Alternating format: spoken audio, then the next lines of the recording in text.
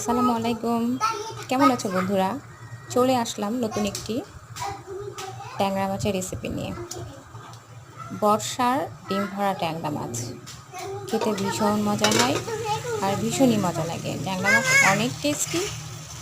প্রথমে ট্যাংরা মাছটাকে সামান্য একটু সরিষার তেল, লবণ এবং হলুদ দিয়ে ভালো করে মেখে নিয়ে সরিষার তেলে ট্যাংরা মাছগুলো ভালো করে ভেজে নিয়েছি। ট্যাংরা মাছগুলো অবশ্যই ডিম ভরা ট্যাংরা মাছ ছিল। খেতে কিন্তু ভীষণ মজা।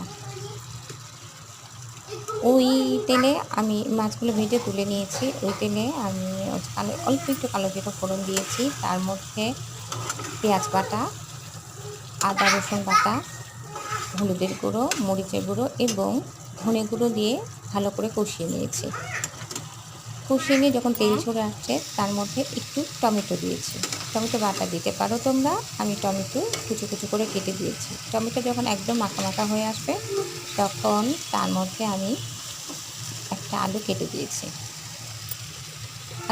আলুটা অনেকক্ষণ থেকে ওটাকে কষায় নিয়েছি। যখন গলে আসছে তারপর আমি ওর মধ্যে বেগুন দিয়েছি। বেগুনটা অবশ্যই তোমরা দেখতে পাচ্ছ। দেখো কীভাবে আমি রান্নাটা করেছি। তো ওটা যখন মাখা মাখা হয়ে আসছে অন্য একটি চুলোয় গরম পানি করে তার মধ্যে আমি গরম পানিগুলো দিয়েছি। কারণ গরম পানি দিলে তরকারির টেস্ট বাড়ে এবং তরকারিটাও অনেক সুন্দর হয় খেতে, মজা লাগে খেতে।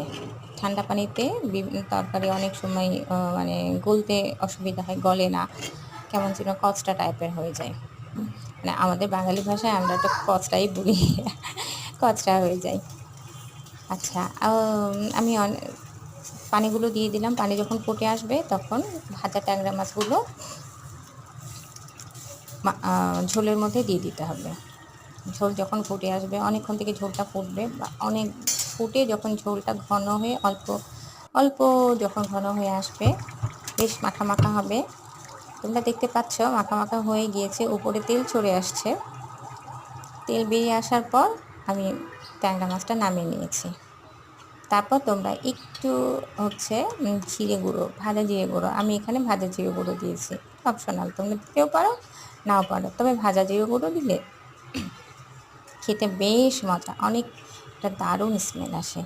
আর বর্ষার ট্যাংরা, ডিম ভরা ট্যাংরা খেতে যে কি মজা!